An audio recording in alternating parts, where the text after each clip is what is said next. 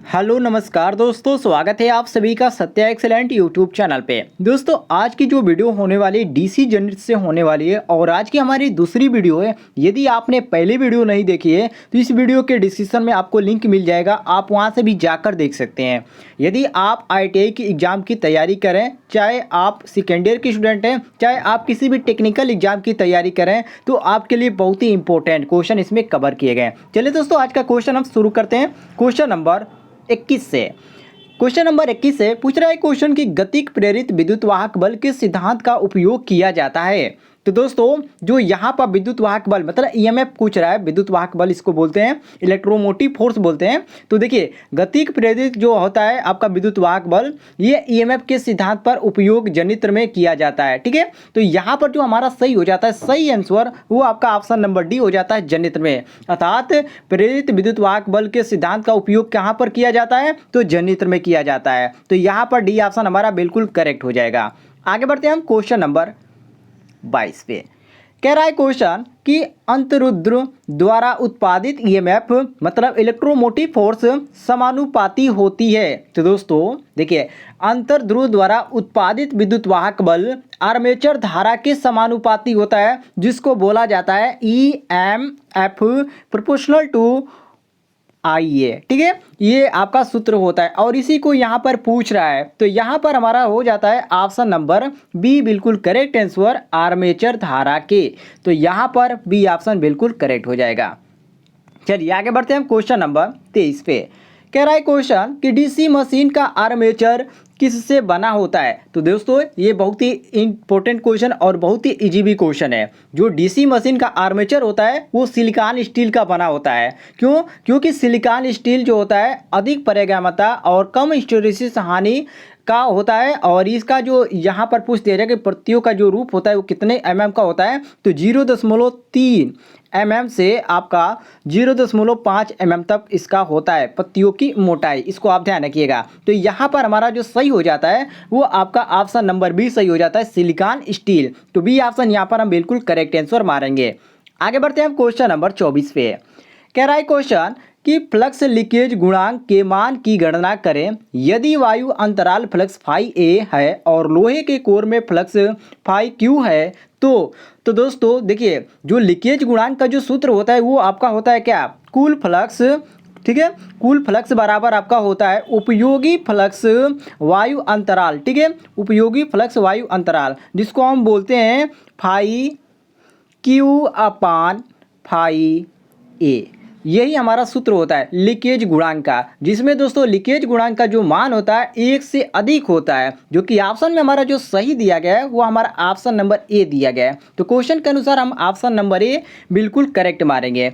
आगे बढ़ते हैं दोस्तों क्वेश्चन नंबर 25 पे। वेरी वेरी इंपॉर्टेंट क्वेश्चन है, यहाँ पर आपको कवर किया गया है। और डेली आप इस तरह के क्वेश्चन पाना चाहते हैं तो अभी से हमारे चैनल को कर लीजिए सब्सक्राइब। अर्थात नीचे आपको एक रेड कलर का बटन दिख रहा होगा सब्सक्राइब वाला, उसको दबाकर बगल में घंटी वाला आइकन को दबाकर ऑल नोटिफिकेशन पर क्लिक कीजिएगा ताकि हमारी हर एक वीडियो आप तक पहुंचती रहे और उसका आप लाभ उठाते रहें। चलिए क्वेश्चन नंबर 25 को देखते हैं। कह रहा है क्वेश्चन अधिकतम क्षमता तब उत्पन्न होगी जब कॉपर हानि और लौह हानि क्या होगी। तो दोस्तों अधिकतम क्षमता तब उत्पन्न होगी जब कॉपर हानि और लौह हानि दोनों बराबर होगी। क्यों?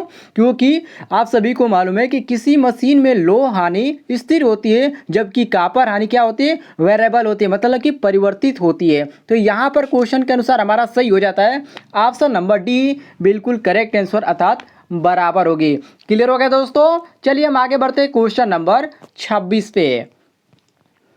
क्वेश्चन नंबर 26 है, यहाँ पर आप देख सकते हैं जो यहाँ पर है क्वेश्चन नंबर 26। कह रहा है क्वेश्चन कि विद्युत मशीन में भार विहीन घूर्णीय हर्ष में क्या अंतर होता है। दोस्तों विद्युत मशीन में भार विहीन घूर्णीय हानियाँ जो होता है ये घर्षण और वायु हानियाँ होती है। ठीक है, और इसमें रीजन पूछ दिया जाए क्यों, तो क्यों का आंसर हो जाएगा कि ये हानियाँ जो होती है भार पर निर्भर नहीं करती इसलिए। तो यहाँ पर हम मारेंगे ऑप्शन नंबर डी, अर्थात भार विहीन कोरोड घर्षण और वायु घर्षण ह्रास। तो यहाँ पर डी ऑप्शन हमारा करेक्ट हो जाएगा। क्लियर हो गया दोस्तों।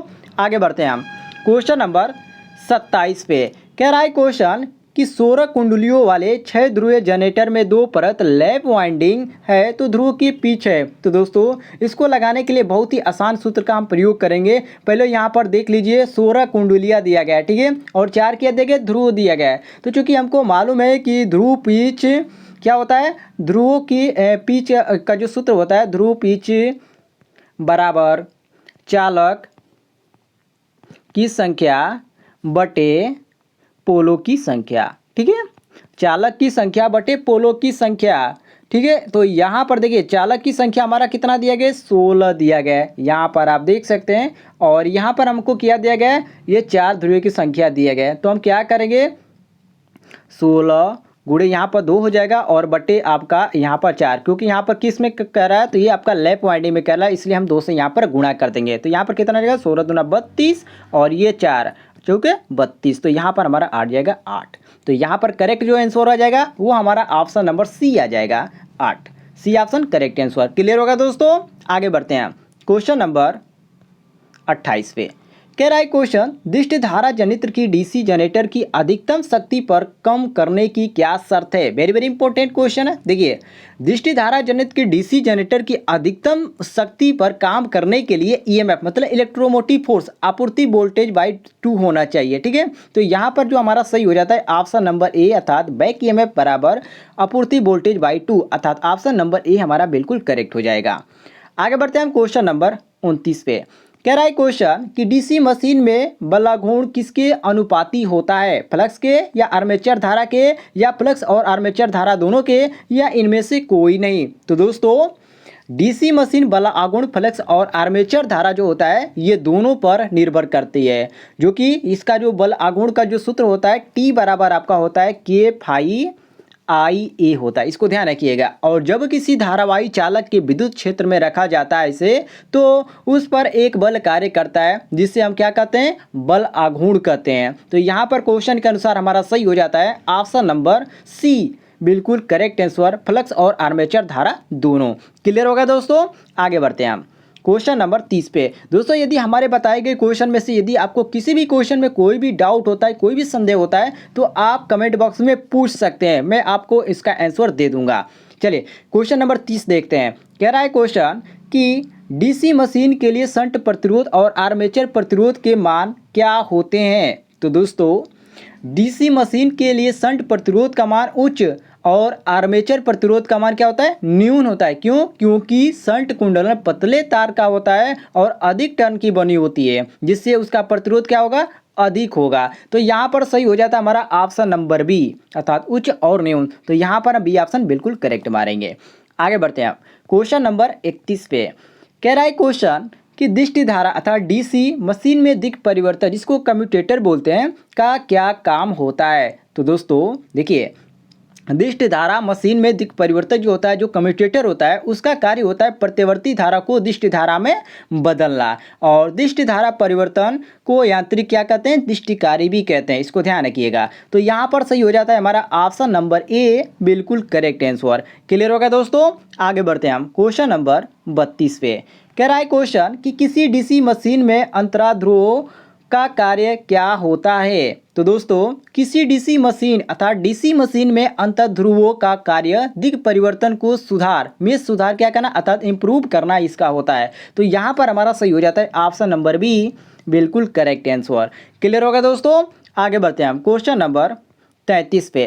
कह रहा है क्वेश्चन अस्थायी चुंबक उत्तेजन को और क्या कहा जाता है। तो दोस्तों अस्थायी चुंबक उत्तेजन को पृथक उत्तेजन कहा जाता है। क्यों, क्योंकि इनमें चुंबकीय कुंडल की पृथक डीसी स्रोत से क्या होती है, उत्तेजित होती है या उत्तेजित किया जाता है। तो यहाँ पर हमारा सही हो जाता है ऑप्शन नंबर सी श्रेणी उत्तेजन। तो यहाँ पर बी ऑप्शन हम बिल्कुल करेक्ट मारेंगे। आगे बढ़ते हैं हम क्वेश्चन नंबर 34 पे। कह रहा है क्वेश्चन कि डीसी मशीन के दिक् परिवर्तक के खंड किससे बने होते हैं या किससे बनते हैं। तो दोस्तों डीसी मशीन जिसको हम डीसी मशीन बोलते हैं उसके जो दिक् परिवर्तक होते हैं उसके खंड कम्यूटेटर सिगामेंट अर्थात कठोर कशित तांबा जिसको बोला जाता है हार्ड ड्रॉन कॉपर के बने होते हैं। तो यहाँ पर हमारा सही हो जाता है ऑप्शन नंबर बी कठोर कशित तांबा। तो बी ऑप्शन बिल्कुल हमारा यहाँ पर करेक्ट हो जाएगा। चलिए आगे बढ़ते हैं हम क्वेश्चन नंबर 35 पे। कह रहा है क्वेश्चन कि मशीन का आर्मेचर किससे बना होता है। ये तो बहुत ईजी क्वेश्चन है। देखिए जो डीसी मशीन का आर्मेचर होता है वो सिलिकॉन स्टील का बना होता है। मैंने बहुत सारी वीडियो में आपको बताया, यदि आप डेली वीडियो देखते होंगे तो आपको पता होगा कि डीसी मशीन का जो आर्मेचर है किसका बना होता है, सिलिकॉन स्टील का बना होता है। क्यों? क्योंकि सिलिकॉन स्टील जो होता है अधिक पारगम्यता तथा कम हिस्टैरिस हानि का होता है। तो यहाँ पर हमारा बी ऑप्शन बिल्कुल करेक्ट हो जाएगा, सिलिकॉन इस्पात। तो बी ऑप्शन करेक्ट मारेंगे। क्लियर हो गया? आगे बढ़ते हैं हम क्वेश्चन नंबर 36 पे। कह रहा है क्वेश्चन, अधिकतम क्षमता तब उत्पन्न होगी जब कॉपर हानि और लौह हानि क्या हो, इकाई होगी या शून्य होगी या असमान या बराबर होगी। तो दोस्तों अधिकतम क्षमता तब उत्पन्न होगी जब कॉपर हानि और लौह हानि क्या हो, बराबर हो। और परिणामित में जो होता है, जो ट्रांसफार्मर में होता है, लौह हानि स्थिर तथा कॉपर हानि ये भार पर ये निर्भर करता है ट्रांसफार्मर में। तो इसको भी ध्यान रखिएगा। तो यहाँ पर हमारा सही हो जाएगा ऑप्शन नंबर डी, बराबर होगी। आगे बढ़ते हैं हम क्वेश्चन नंबर 37 पे। कह रहा है क्वेश्चन, अंतध्रुव द्वारा उत्पादित एमएफ मतलब मैग्नेटिक मोटिव फोर्स समानुपाती होता है। जो एमएफ का पूरा नाम क्या होता है, मैग्नेटिक मोटिव फोर्स। तो यहाँ पर पूछ रहा है कि अंतध्रुव द्वारा उत्पादित एमएफ समानुपाती होता है, किसके समानुपाती होता है। तो अंतध्रुव जो होता है ये आपका एंट्रैपल द्वारा उत्पादित मैग्नेटिक मोटिव फोर्स आर्मेचर धारा के समानुपाती होता है, जिसको हम IA बोलते हैं। ठीक है, तो यहाँ पर हमारा क्वेश्चन के अनुसार हमारा सही हो जाता है ऑप्शन नंबर बी। अब यहाँ पर आपसे पूछ दिया जाए कि यहाँ पर जो फाई ए है क्या है और आई ए क्या है, तो चुंबकीय फ्लक्स का जो पोल है इसको हम फाई से करते हैं, और यहाँ पर आर्मेचर धारा जो है आई ए है, जो कि समानुपाती होता है। तो यहाँ पर क्वेश्चन के अनुसार हमारा सही हो जाता है ऑप्शन नंबर बी। आगे बढ़ते हैं हम क्वेश्चन नंबर 38 पे। कह रहा है क्वेश्चन कि अंतध्रुव अर्थात इंटरपोल वाइंडिंग किस में जुड़ी होती है। बहुत ही इंपॉर्टेंट क्वेश्चन है ये, और बहुत ही इजी भी क्वेश्चन है ये, क्योंकि अंतध्रुव जो होता है ये वाइंडिंग आर्मेचर के साथ श्रेणी क्रम में जुड़ी रहती है, जिससे क्या होता है, जिससे आर्मेचर फ्लक्स द्वारा मुख्य फ्लक्स पर पड़ने वाले प्रभाव को क्या करता है, ये कम करता है। तो यहाँ पर हमारा ए ऑप्शन करेक्ट हो जाएगा। आगे बढ़ते हैं हम क्वेश्चन नंबर 39 पे। कह रहा है क्वेश्चन कि पथ यांत्रिक क्षय का योग होता है लौह और यांत्रिक क्षय या तांबे और लौह क्षय या तांबे और यांत्रिक क्षय या इनमें से कोई नहीं। तो दोस्तों जो पथ यांत्रिक क्षय होता है जिसको हम स्ट्रे लॉसेस बोलते हैं, अर्थात लौह और यांत्रिक क्षय का योग होता है, और लौह हानि और स्थिर हानि क्या होती है, ये हानि के साथ यांत्रिक हानि और बोल्ट पर हानि संयोग को देने पर ये क्या करती है, पथ यांत्रिक क्षय कहते हैं इसको। तो यहाँ पर हमारा ए ऑप्शन करेक्ट हो जाता है कि लौह और यांत्रिक क्षति, यहाँ पर ए ऑप्शन करेक्ट हो जाएगा ये वाला। क्लियर हो गया? आगे बढ़ते हैं हम क्वेश्चन नंबर 40 पे। बहुत ही है थोड़ा सा यहाँ पर इंपॉर्टेंट क्वेश्चन आपको मिला है कि 500 किलोवाट की डीसी मशीनों पर परीक्षण हॉपकिंसन परीक्षण विधि से किया गया है। शक्ति अवगत अर्थात इनपुट कितना होगा। तो दोस्तों देखिए 500 किलोवाट है, तो डीसी मशीनों पर परीक्षण में जो हॉपकिंसन परीक्षण होगा इस विधि से हम करेंगे, तो इसका इनपुट वोल्टेज होगा अर्थात रेटेड जो पावर होगा लगभग 20% होगा। अब देखिए कैसे आप निकालेंगे, यहाँ पर परसेंटेज आप निकाल सकते हैं, 500 दिया गया तो 500 और 20% हमने बोला, तो यहाँ पर आप निकालेंगे तो यहाँ पर हो जाएगा 20/100। तो यहाँ पर कितना आ जाएगा आपका, ये आपका आ जाएगा 100 किलोवाट आ जाएगा। तो यहाँ पर देखिए हम करेक्ट जो मारेंगे वहाँ पर हमारा जो सही हो जाएगा ऑप्शन नंबर बी सही हो जाएगा, अर्थात 100 किलोवाट। तो बी ऑप्शन करेक्ट हो जाएगा। तो दोस्तों ये थी आज की कुछ इंपॉर्टेंट क्वेश्चन।